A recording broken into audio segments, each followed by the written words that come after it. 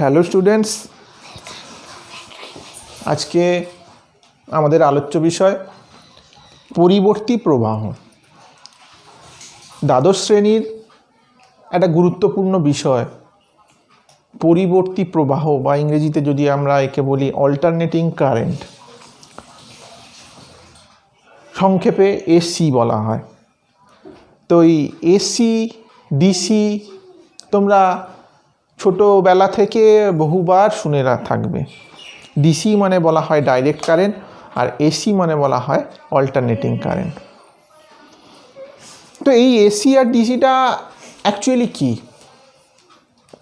না, আমরা direct current বা একে সমপ্রবাহ অনেক সময় বলা হয়, স্টেডি কারেন্ট, তাকে যদি সময়ের সঙ্গে আমরা প্রবাহটাকে একটা লেখচিত্রে রূপ দেওয়ার চেষ্টা করি তাহলে অনেকটা এরকম হয়। এখন যদি আমরা এই প্রবাহটা সময়ের সঙ্গে একটু পরিবর্তিত হয়, পরিবর্তিত হতে পারে, কত রকম ফ্যাক্টর থাকে, সেই জন্য প্রবাহ কমছে বাড়ছে, এটাও এক ধরনের ডিসি কারেন্ট। এটা ছিল steady current, steady DC current. এটা স্টেডি নয়, এটা সময়ের সঙ্গে কিছুটা চেঞ্জ হচ্ছে, এটা আরও একটু বেশি চেঞ্জ হচ্ছে। কিন্তু এমন যতই চেঞ্জ হোক না কেন, দেখো এটা যদি আমরা অ্যাক্সিস বলি, তাহলে এই অ্যাক্সিসের সাপেক্ষে এই কারেন্টটা সবসময় কি হচ্ছে, সবসময় পজিটিভ থাকছে। এখন যদি সময়ের সঙ্গে সঙ্গে এটা পজিটিভ ছিল, পজিটিভ থেকে আবার নেগেটিভের দিকে যদি প্রবাহটা হয়ে যায়, তখনই আমরা সেই ধরনের প্রবাহটাকে বলবো এসি বা অল্টারনেটিং কারেন্ট। তাহলে অল্টারনেটিং কারেন্টে কি হচ্ছে, যে তড়িৎদ্বার দুটো যেখান থেকে কারেন্ট সৃষ্টি হচ্ছে, সেই তড়িৎদ্বার দুটোর যে পোলারিটি, মানে সেটা ধনাত্মক না ঋণাত্মক, সেটা কি হচ্ছে, সময়ের সঙ্গে সঙ্গে চেঞ্জ হয়ে যাচ্ছে। এখন কিভাবে চেঞ্জ হচ্ছে সেটা আমরা পরে বলছি। আমরা হঠাৎ করে ডিসিটা প্রথম আবিষ্কার হয়েছিল, তো হঠাৎ করে আমাদের এসিটা দরকার হলো কেন সেইটা আমাদের জানাটা আগে জরুরি, যে এসি কারেন্টের দরকারটা কী। এখন দেখো, আমরা যে বাড়ির জন্য বা ব্যবসায়িক কাজে বলো বা শিল্প বাণিজ্য যেসব কাজে বলো, যে আমরা কারেন্টটা ব্যবহার করছি, প্রবাহটা, সেই প্রবাহটা আমরা কোনো জায়গা থেকে প্রবাহিত হয়ে এসে আমাদের কাছে, মানে ধরো আমরা ডিস্ট্রিবিউটিং সেন্টার থেকে আসছে, আমাদের যে ইলেকট্রিক অফিস, যে এখানে লোকাল ইলেকট্রিক অফিস, এই লোকাল ইলেকট্রিক অফিস থেকে আসছে। আবার লোকাল ইলেকট্রিক অফিসে কোত্থেকে আসছে, ওদের আরও হাই টেনশন লাইন দিয়ে যেখান থেকে বিদ্যুৎ সৃষ্টি হচ্ছে সেখান দিয়ে আসছে। তোমরা বিভিন্ন রকম দেখতে পাও যে মাঠে ঘাটের উপর দিয়ে বড় বড় যে হাই টেনশন লাইন, সেটা দিয়ে আসছে। এখন তাহলে কারেন্টটাকে এক জায়গা থেকে অন্য জায়গায় আমাকে নিয়ে যেতে হচ্ছে। এখন যে কোনো জায়গায় নিয়ে যেতে গেলে কি হয়, কিছু পরিমাণ পাওয়ার লস হয়। যেমন তুমি একটা হেঁটে যাচ্ছ, তুমি একটা সাইকেল চালাচ্ছ, তুমি যতটা এফোর্ট দিচ্ছ, সেই এফোর্টটা কি পুরোটাই কনভার্ট হচ্ছে ইনটু ওয়ার্ক? না, কিছুটা নষ্ট হয়। এক্ষেত্রেও সেই রকম, যে পরিমাণ পাওয়ারের আমি নিয়ে যাচ্ছি এনার্জিটা, সেই এনার্জিটা কিছুটা ডেস্ট্রয় হচ্ছে ইন দ্য পাথ। কীভাবে ডেস্ট্রয় হতে পারে না, তোমরা যে পরিবাহীর মধ্য দিয়ে যাচ্ছ, সেই পরিবাহীটা উত্তপ্ত হচ্ছে। তাহলে এই যে হিটটা আসছে কোত্থেকে? Part of energy comes from that. তাহলে আমি যেটা নিয়ে যাচ্ছি সেটা আমার ধীরে ধীরে কমে যাচ্ছে। তাহলে আমি কি করব না, যে পদ্ধতিতে কমে যাবে সেই পদ্ধতিটা আমি ব্যবহার করব। এখন দেখো, যে পাওয়ারটা যেটা পি, সেই পাওয়ারটা তোমার ampere into volt, I into V. আবার ভিকে আই আর লিখলে তাহলে আই স্কোয়ার আর, এইভাবে চেঞ্জ হচ্ছে। বা এইচ ইকাল টু, যেটা হিট যেটা উৎপন্ন হয়, এইচ ইকুয়াল টু, তোমরা এগুলো সব ক্লাস 10-এ পড়েছো, আই স্কোয়ার আর টি বাই যে একটা থাকে। এখন এই যে আই স্কোয়ারটা যদি আমি কমিয়ে দিতে পারি, মানে আইটাকে যদি কমিয়ে দিতে পারি, তাহলে ওর কমানোটা কত হবে না, স্কোয়ারের রেটে কমে যাবে। তাহলে আমি কি করলাম, আমি যে একই পাওয়ার নিলাম, পাওয়ারের ভোল্টেজটাকে বাড়িয়ে দিলাম। ভোল্টেজটা বাড়িয়ে দিলে একই পাওয়ার থাকতে গেলে কারেন্টটা কী হবে, কারেন্টটা কমে যাবে। ভোল্টেজ যদি ইন্টু 2 করি, তাহলে কারেন্ট ডিভাইডেড বাই 2 করলে একই পাওয়ার যাচ্ছে। এখন I/2 কারেন্ট যাচ্ছে, তাহলে হিটিং এফেক্টটা কত হবে? হিটিং এফেক্টটা হয়ে যাবে I²/4 হয়ে যাবে। মানে আইতে যা হিট ছিল, কারেন্টটা যদি কমিয়ে দিই, হিটটা কি হবে? 1/4 হয়ে যাবে। তাহলে হাফ করলে 1/4 এইভাবে কমে যাচ্ছে, তাহলে এইটা আমার সুবিধা হচ্ছে। সেই জন্য এসি কারেন্টটা আমরা ব্যবহার করি কেন না, এসি কারেন্টটাকে আমরা ট্রান্সফরমারের সাহায্যে স্টেপ আপ করে ওর ভোল্টেজটা বাড়িয়ে দিতে পারি। এবার হাই ভোল্টেজ হলে আমাকে এক জায়গা থেকে অন্য জায়গায় বয়ে নিয়ে যেতে সুবিধা, আর নষ্টটাও কম হচ্ছে। আমরা যে হিটিং এফেক্ট বা অন্যান্য যেসব আরও কিছু এফেক্ট আছে, সেগুলো তোমরা আর একটু পরে পড়বে, সেই এফেক্টগুলো এক্ষেত্রে কম হয়। তা এই জন্য এরপর কি হয় না, ওখান থেকে হাই ভোল্টেজটা এসে যেখানে ডিস্ট্রিবিউশন সেন্টারে এসলো, ডিস্ট্রিবিউশন সেন্টার থেকে আবার ভোল্টেজটাকে লো করে আমাদের সাপ্লাই করা হচ্ছে। তাহলে এই সুবিধাটা কেবলমাত্র এসিতেই আমরা পাবো, এই সুবিধাটা আমরা ডিসিতে পাবো না। বোঝা গেল? তাহলে সেই জন্য এই সুবিধাটা আমরা ডিসিতে পাবো না। তাহলে এই জন্য আমরা কি ব্যবহার করি না, আমরা এসি কারেন্টটা ব্যবহার করি। আরেকটা কারণ হচ্ছে যে ডিসি কারেন্টটা কোত্থেকে আসছে? ডিসি কারেন্ট মানে ডাইরেক্ট কারেন্ট, মানে তোমরা এই যে ব্যাটারির কারেন্ট, তো ব্যাটারি কারেন্ট সাধারণত কোত্থেকে হয় না, সাধারণত কেমিক্যাল প্রসেসে হয়। তো কেমিক্যাল প্রসেসে আমরা ওই অত কারেন্ট বা অত ভোল্টেজ তৈরি করার মতো অবস্থায় এখনও পৌঁছায়নি। কম পরিমাণ কারেন্ট বা ভোল্টেজ তৈরি করা যায় ওই ডিসি থেকে। কিন্তু এসি মানে আমাদের ঘরের যে নিত্য প্রয়োজনীয় সব জিনিসপত্র, এগুলো যে ব্যবহার করতে হয়, এগুলো আমাদের ব্যবহার করতে হয় কোত্থেকে? এগুলো আমাদের এসি থেকে ব্যবহার করতে হয়। তাহলে বুঝতে পারছো তোমরা? এইভাবে তাহলে আমাদের এসির যে প্রয়োজনীয়তাটা, এইখানে এসি কারেন্ট কীভাবে কী কাজে লাগে সেইটা আমরা এইভাবে জানবো। এবার এসি যেটা সৃষ্টি হয়, সেই এসিটা কীভাবে সৃষ্টি হয় না, সেই এসিটা সাধারণত এখনকার দিনে যেটা আমাদের সৃষ্টি হয়, যে কোনোভাবে জেনারেটর বা ডাইনামো যেটাকে বলে, সেই ডাইনামোর সাহায্যে এসিটাকে সৃষ্টি করা হচ্ছে। ডাইনামোটা কি না, ডাইনামোটা হচ্ছে এরকম একটা চুম্বক ক্ষেত্র ক্রিয়েট করা হয়। এটা ধরো একটা চুম্বক ক্ষেত্র, এটা নর্থ পোল, এটা সাউথ পোল, এরকম একটা চুম্বক ক্ষেত্র থাকলো। সেই চুম্বকের মধ্যিখানে একটা কয়েল নেওয়া হয়। সেই কয়েলটা কি হতে পারে না, সেই কয়েলটা রোটেট করতে পারে, যে কোনো দিকে রোটেট করতে পারে। এখন এই কয়েলটাকে যদি আমরা রোটেট করাই, তাহলে রোটেট করালে এই চুম্বকের ক্রিয়াতে এখানে কি হয় না, এখানে একটা তড়িৎচালক বলের সৃষ্টি হয়। সেই তড়িৎচালক বলের সৃষ্টি হলে এখান থেকে তখন আমরা কারেন্ট পাই। কিন্তু সেই তড়িৎচালক বলের যখন সৃষ্টি হয়, সেই সৃষ্টিটায় এই যে তড়িৎদ্বারটা কিছু সময় ধরে একটা পোলারিটি বহন করে, আবার কিছু সময় পর আবার একটা পোলারিটি বহন করে। সেই জন্য এই ধরনের কারেন্টকে আমরা বলা হয় অল্টারনেটিং কারেন্ট। এখন তাহলে অল্টারনেটিং কারেন্ট আমরা যেটা পেয়ে গেলাম, সেই অল্টারনেটিং কারেন্টটাকে আমরা একটু আগে এঁকেছিলাম, সেটাকে যদি আমরা একটু ভালো করে আঁকবো, এটা আমাদের বলা হচ্ছে সময়ের সঙ্গে আমরা প্রবাহটা নিচ্ছি। এক্ষেত্রে প্রবাহটা নিলে আমরা কেমন পাচ্ছি না, আমরা এই ধরনের একটা প্রবাহ পাচ্ছি। তাহলে এই যে প্রবাহ, এই প্রবাহে এবার আমরা দুটো জিনিস জানবো ভালো করে। এটাকে বলা হয় সাইনুসয়েড বা এটাকে সাইন ওয়েভ বলা হয়। তো এই প্রবাহটার দুটো জিনিস আমাদের খুব দরকারি, সেটা হচ্ছে পর্যায়কাল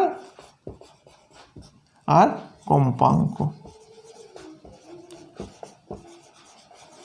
তাহলে পর্যায়কাল কাকে বলছে না, পর্যায়কাল হচ্ছে যে একটা নির্দিষ্ট একটা পূর্ণ সাইকেল কমপ্লিট হতে, একটা পূর্ণ চক্র সম্পন্ন হতে যে সময় লাগছে তাকেই বলা হচ্ছে পর্যায়কাল।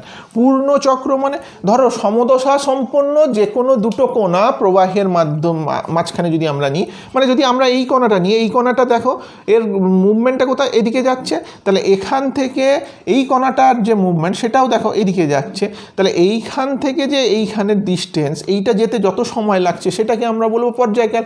আমরা যদি এইখানের কণাটা নিই, এই কণা আর এই কণা যেতে যে সময়টা লাগছে সেই সময়টাকে আমরা বলবো পর্যায়কাল। পর্যায়কালকে আমরা টি অক্ষর দিয়ে সাধারণত ক্যাপিটাল টি অক্ষর দিয়ে প্রকাশ করি।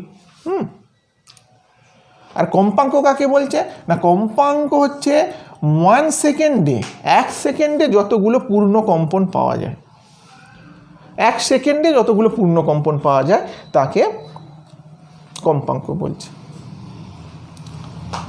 ঠিক আছে, এই পর্যায়কালকে আমরা লিখি T equal to twice pi by omega. Omega কৌণিক বেগ নিয়ে যদি ঘুরছে তাহলে তার পর্যায়কাল T equal to twice pi by omega. আচ্ছা, এরপর আমরা যেরকম ডিসির ক্ষেত্রে যে চিহ্নটা ডি তড়িৎ উৎসর যে চিহ্নটা, এসির ক্ষেত্রে সেই উৎসর চিহ্নটা কেমন হবে? এসির ক্ষেত্রে উৎসের চিহ্নটা এরকম হবে, মাঝখানে তুমি একটা উল্টানো এস এঁকে দিতে পারো। এইটা বোঝালেই, এইটা দিলেই বোঝাবে যে সোর্সটা আমরা ইউজ করছি সেই সোর্সটা হচ্ছে একটা অল্টারনেটিং সোর্স, মানে পরিবর্তী প্রবাহ, অল্টারনেটিং সোর্স ওইটা বলা হচ্ছে। এবার তাহলে আমরা জানলাম যে পরিবর্তী প্রবাহ বা পরিবর্তী ভোল্টেজটা হচ্ছে তাহলে একটা কি না, একটা সাইন ওয়েভ। সময়ের সঙ্গে সঙ্গে সাইন ওয়েভের তোমরা যেরকম মান জানো, সময়ের সঙ্গে সঙ্গে সাইন ওয়েভের মান একবার বাড়ছে আবার কমছে। তাহলে সেই রকম সাইন ওয়েভ আমরা দিয়ে এটাকে বোঝাতে, সাইনুসয়েড এটাকে বলা হয়। তাহলে আমরা যদি লিখি ওটাকে কেমন লিখব না, ভি ইকুয়াল টু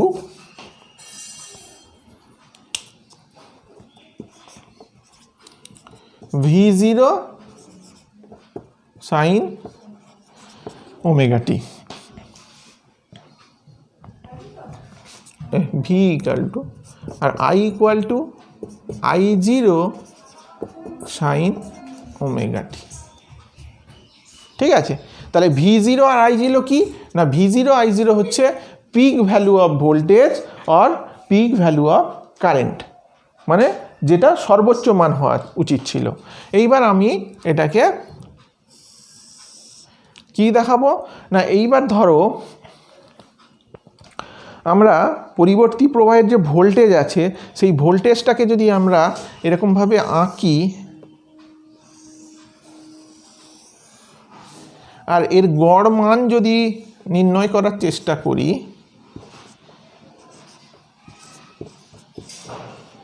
তাহলে ভির ভোল্টেজের যদি আমরা গড় মান নির্ণয় করার চেষ্টা করি, দেখো গড় মান বা অ্যাভারেজ ভি যদি আমরা নির্ণয় করার চেষ্টা করি তাহলে কি হবে না, এখানে দেখো এটা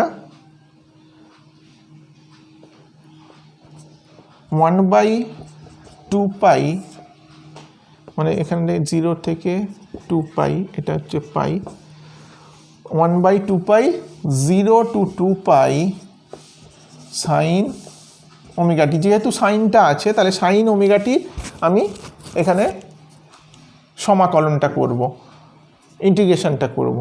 তাহলে এর ভ্যালুটা কি হয় জানো, এর ভ্যালুটা 0 হয়ে যায়। তাহলে অ্যাভারেজ মান নির্ণয়ের ক্ষেত্রে আমাদের কি করা উচিত না, অ্যাভারেজ মানের নির্ণয়ের ক্ষেত্রে আমরা যদি সাইন ওয়েভটা নিই তাহলে সাইন ওয়েভটা অ্যাভারেজটা 0 হয়ে যাবে। কেন বলো তো না, অ্যাভারেজ দেখো এক্ষেত্রে যতটা পজিটিভ দিকে গেছে সাইনটা, পরের যে সাইকেলটা, পরের হাফ সাইকেলে ঠিক ততটা নেগেটিভে গেছে। সেই জন্য পজিটিভ আর নেগেটিভ অ্যাভারেজ করতে গেলে তো আমাকে যোগ করতে হবে, তাহলে পজিটিভ আর নেগেটিভ যোগ করলে তখন আমি 0 হয়ে যাচ্ছে। সেই জন্য অ্যাভারেজ নির্ণয়ের ক্ষেত্রে আমরা কি করব না, শুধু ফার্স্ট হাফ সাইকেল বা সেকেন্ড হাফ সাইকেল যে কোনো একটা সাইকেল নেব, হাফ সাইকেল নেব, একটা সাইকেল বলার ভুল, হাফ সাইকেল নেব। তাহলে সেক্ষেত্রে কি হয়ে যাবে না, V average equal to 1/π 0 to pi sine omega T DT. এখানে ডিটি একটা থাকে, তোমরা ইন্টিগ্রেশনের এগুলো অঙ্কের ব্যাপার, এটা নিশ্চয়ই তোমরা জানবে। তাহলে এইটা যদি করি এটার উত্তর কত আসে না 2/π, 2/পাই, এটা আসে 2/পাই। তাহলে ভোল্টেজের অ্যাভারেজ কি হবে না, অ্যাভারেজ ভোল্টেজটা হবে তাহলে 2V0/পাই। অ্যাভারেজ ভোল্টেজটা যদি আমরা বের করতে চাই 2V0/পাই, তাহলে এইটা হচ্ছে যে একটা ইনস্ট্যান্টে ভোল্টেজ, টি সময়ে এর ভোল্টেজটা হচ্ছে V=V0 sin ωt। কিন্তু আমি যদি পুরো সাইকেলটার অ্যাভারেজ জানতে চাই তখন সেটাকে আমরা বলবো 2V0/পাই। তো এখানে আরেকটা খুব ইম্পর্টেন্ট জিনিস যেটা আমরা জানি সেটা হচ্ছে যে আমরা যে ভোল্টেজগুলো বলি সেগুলো হচ্ছে আরএমএস ভোল্টেজ। কেন বলো তো? Root mean square voltage. সেটা হচ্ছে যেহেতু তোমরা দেখছো সাইনের ভোল্টেজের কোনো ঠিক নেই, সময়ের সঙ্গে সঙ্গে পরিবর্তিত, সেই জন্য আমরা যে ভোল্টেজটা বলবো সেটা হচ্ছে বলা হয় রুট মিন স্কোয়ার ভোল্টেজ বা অ্যাভারেজ ভোল্টেজ। অ্যাভারেজ ভোল্টেজ না, রুট মিন স্কোয়ার ভোল্টেজ। এটাকে বাংলায় বলা হয় গড় মানের বর্গমূল, গড় মানের বর্গমূল।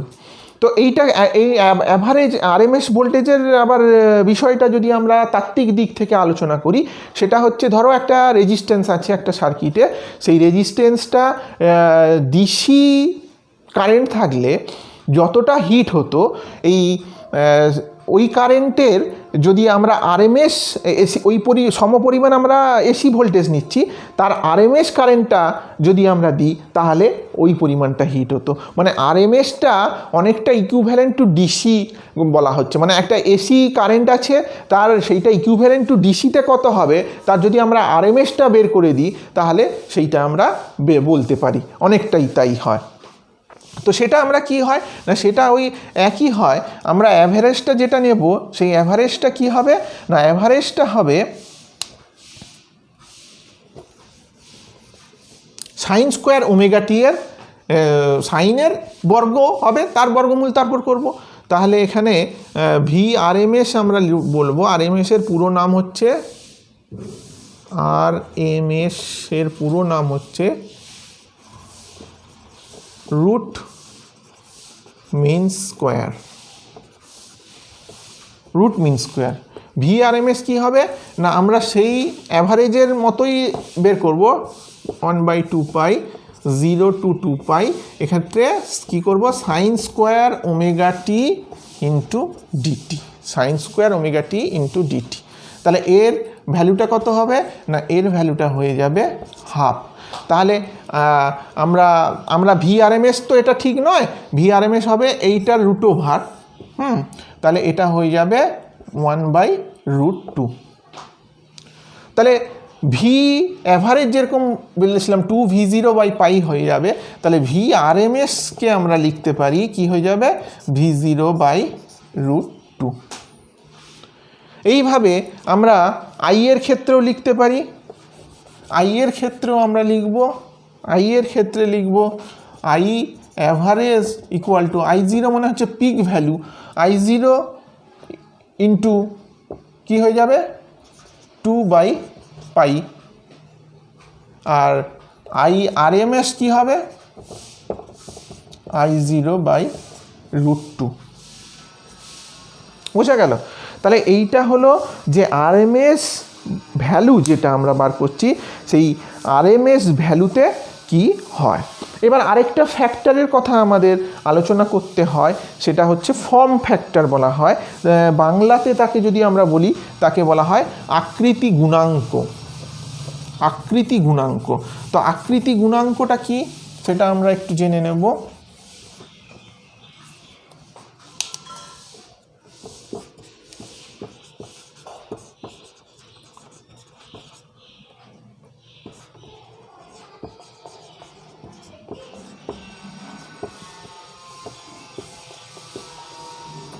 আকৃতি গুণাঙ্ক। তো এই ফর্ম ফ্যাক্টর বা আকৃতি গুণাঙ্ক বলা হচ্ছে যে আরএমএস যে ভোল্টেজ আর অ্যাভারেজ ভোল্টেজ তার যে রেশিও, সেই রেশিওটাকে বলা হচ্ছে ফর্ম ফ্যাক্টর। ফর্ম ফ্যাক্টর তাহলে কী হয়ে যাবে VRMS/V অ্যাভারেজ। এখন VRMS মানে কত আমরা পড়েছিলাম, VRMS মানে পড়েছিলাম V0 ইন্টু V0/পাই, আর এটা V অ্যাভারেজ হচ্ছে V0/√2। তাহলে V0 কেটে গেলে এখান থেকে হয় কি 2/পাই ইন্টু √2 মানে 2√2/পাই, 2√2/পাই। তো এটাকে যদি ক্যালকুলেশানই করতে পারি আমরা, তখন এটা কি আসে, ও সরি আমরা একটা জিনিস ভুল বসিয়েছি এখানে, VRMS হচ্ছে V0/√2, মানে উল্টে যাবে জাস্ট, আর এটা হচ্ছে 2V0/পাই, মানে এটা হয়ে যাবে V0 কেটে গেলে 1/√2 ইন্টু পাই/2, পাই/2√2, এটা হয়ে যাচ্ছে 1.11। তাহলে ফর্ম ফ্যাক্টর যেটা সেটা 1.11। এক্ষেত্রে উল্লেখযোগ্যভাবে বলার যে এই ফর্ম ফ্যাক্টরটা কেবলমাত্র কিসের জন্য না, সাইন ওয়েভের জন্য। সাইন ওয়েভ না হয়ে যদি এটা স্কোয়ার ওয়েভও হয়, অনেক সময় এরকমভাবে স্কোয়ার ওয়েভ হয়, যেটা তোমাদের বলা হলো না, স্কোয়ার ওয়েভ হতে পারে বা পরিবর্তী প্রবাহ ট্রাইঅ্যাঙ্গুলার শেপের ওয়েভে হতে পারে। মানে এই প্রবাহগুলো তো অনেক রকম হয়, যেমন ধরো আমরা যদি সাউন্ড ওয়েভের ক্ষেত্রে দেখি, সাউন্ড ওয়েভও তো এক ধরনের পরিবর্তী প্রবাহ, মানে পরিবর্তী প্রবাহ মানে যে প্রবাহটা সাইনের ওয়েভের তরঙ্গ আকারে যাচ্ছে সেটাকেই বলবো আমরা পরিবর্তী প্রবাহ। এই যে রেডিও সিগন্যাল আসছে, এটাও পরিবর্তী প্রবাহ। আমরা যে বিভিন্ন ধরনের সিগন্যাল ক্যাচ করছি, সেটাও পরিবর্তী প্রবাহ। তাহলে এই যে আবার আমরা গিটার বাজাচ্ছি, বিভিন্ন ধরনের গিটারে যে বিভিন্ন রকম আমরা তাকে পজ করে করে সাউন্ড ওয়েভটাকে মডিউলেশন করছি, তখন ওরা এই ধরনের অনেক সময় স্কোয়ার ওয়েভ সৃষ্টি হয়, ট্রায়াঙ্গুলার ওয়েভ সৃষ্টি হয়। তো ট্রায়াঙ্গুলার ওয়েভ বা স্কোয়ার ওয়েভের ক্ষেত্রে কিন্তু ফর্ম ফ্যাক্টর এইভাবে হয় না, কারণ ফর্ম ফ্যাক্টর ওর ক্ষেত্রে RMS আর অ্যাভারেজগুলো চেঞ্জ হয়ে যায়। তাহলে ফর্ম ফ্যাক্টর এক্ষেত্রে আমরা যেটা আলোচনা করছি সেটা কেবলমাত্র সাইন ওয়েভের জন্য। ঠিক আছে, এইটুকু মনে রাখলেই তোমাদের হবে। এরপর যে দেখো, আমরা যদি একটা সাইন ওয়েভ মানে এসিকে আমরা পিওর একটা রেজিস্টিভ একটা সার্কিটে যদি চালনা করি, তাহলে সেটা কি দাঁড়ায় আমরা দেখব। পিওর একটা রেজিস্টিভ সার্কিট কীরকম হয় না, এই রকম একটা রেজিস্ট্যান্স আছে আর সেই রেজিস্ট্যান্সের এখানে আমরা এটা তাহলে কি দেব, এটা একটা এসি একটা সোর্স দেব, তাই তো।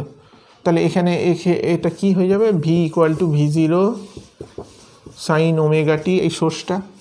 তাহলে এই সোর্সের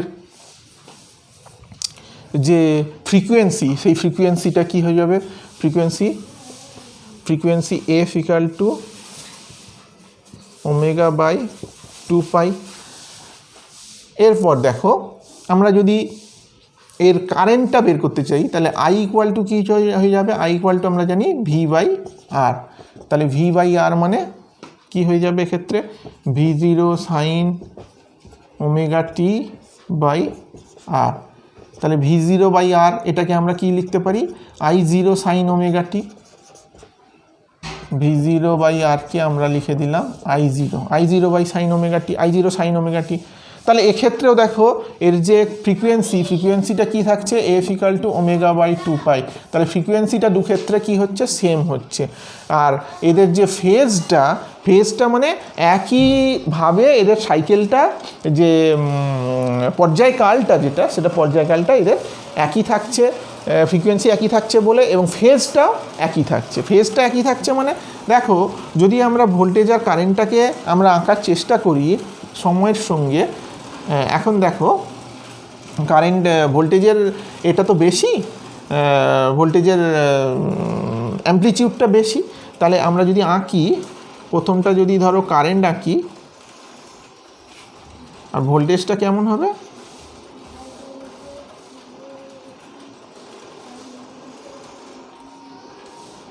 ভোল্টেজটা কারেন্টের থেকে একটু বেশি হয়। তাহলে এইটা হয়ে যাচ্ছে VT আর এইটা হয়ে যাচ্ছে IT। বুঝতে পারছো? তাহলে এদের যে ফেজটা সেম থাকছে, ফ্রিকোয়েন্সিটা সেম থাকছে, আর এদের যে এটা এইভাবে আমরা বর্ণনা করতে পারি। এইবার যদি এই ক্ষেত্রে আমরা এখানে আর না দিয়ে এখানে কি দিচ্ছি, একটা ইন্ডাক্টর দিচ্ছি।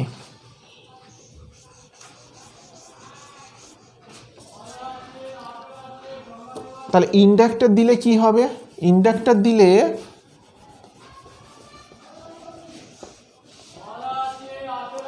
একটা তড়িৎচালক বল, যেটা লেঞ্জের ল অনুযায়ী একটা তড়িৎচালক বলের সৃষ্টি হবে, যেটা এটাকে অপোজ করবে। সেটার মান কত হবে না L ইন্টু ডিআই ডিটি।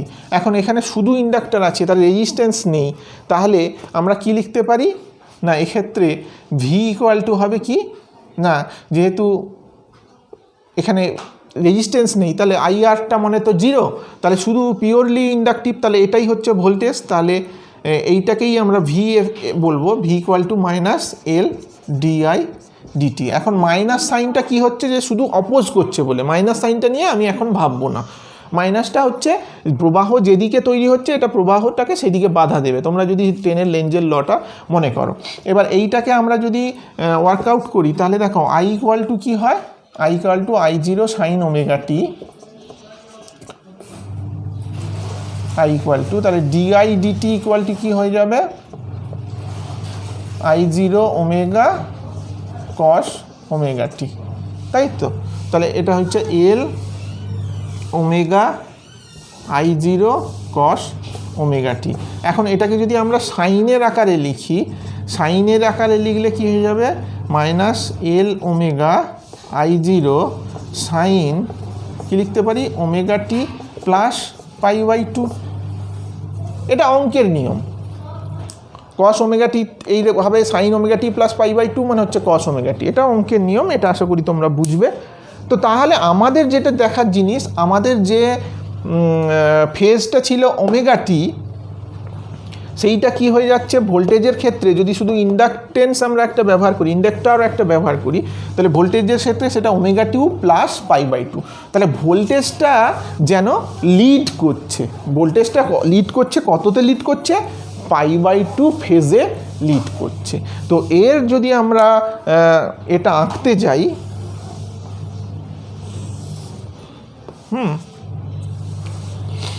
এটা যদি আমরা আঁকতে চাই,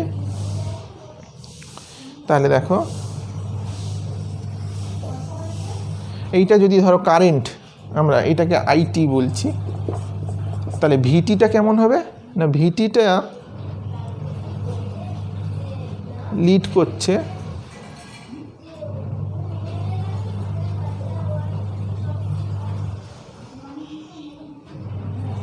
এতটা উঠবে না,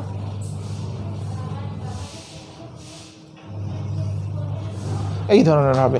এই যে এখানে সবসময় দেখো ও কি করছে না, এই যে এই ফেজের থেকে এই কারেন্ট এটা হচ্ছে, তাহলে এইটা হচ্ছে ভোল্টেজ, এই ফেজের থেকে সবসময় পাই বাই টু ফেজ অ্যাঙ্গেলে ও কী করছে, লিড করছে ভোল্টেজটা। তাহলে যদি একটা সার্কিটে আমরা পিওর ইন্ডাক্টর সার্কিট আমরা ব্যবহার করি, তাহলে ওটা সবসময় লিড করবে। আবার যদি আমরা করি, শুধু যদি এটা ক্যাপাসিটারের ক্ষেত্রে ব্যবহার করি, তাহলে ক্যাপাসিটারটাই আমরা দেখাতে পারবো যে এটা ল্যাগ করবে। তাহলে তোমরা কিভাবে করতে হবে সেটা তোমাদের আমি খানিকটা বুঝিয়ে দিলাম, তো সেটা তোমরা ক্যাপাসিটারটা পড়ে নেবে। তাহলে আজকে আমাদের পরিবর্তী প্রবাহটা এই অবধি থাকলো, ঠিক আছে। তোমরা পড়ো, অসুবিধা হলে জানাবে।